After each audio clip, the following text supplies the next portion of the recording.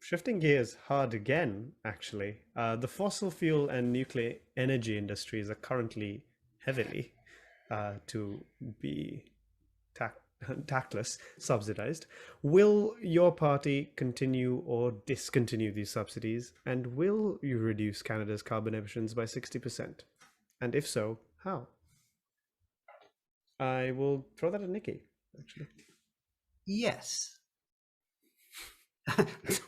There's more to it than that, of course. The fact of the matter is, as has been pointed out, the pipeline, the Trans Mountain Pipeline, is a horrific, bad business decision. It's bad for Canada. It's bad for the environment.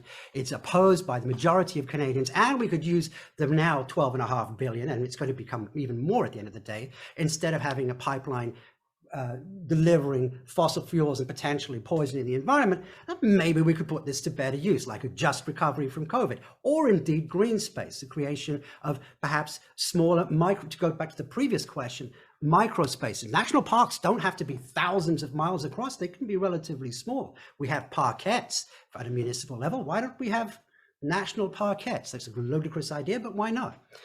Back to the fossil fuel and nuclear energy industry. The Red Party made a big deal about how they were going to have these great targets.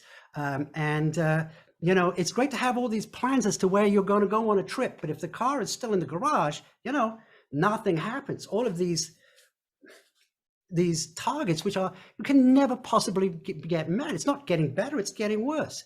And to add great insult and great expense to this injury, they are heavily supporting, not just keeping it at a steady basis, but investing billions upon billions of dollars, hard cash, into buying the capital equipment, and then tax incentives to further increase our dependence, our reliance on fossil fuel and nuclear energy.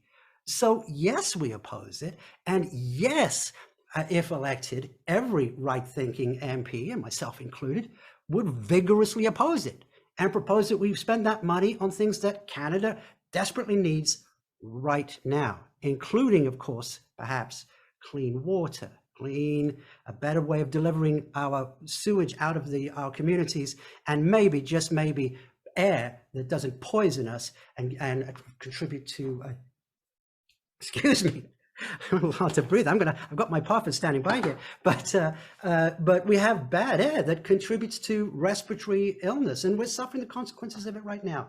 So yes, of course we'd oppose it, and of course we want the money to be spent differently.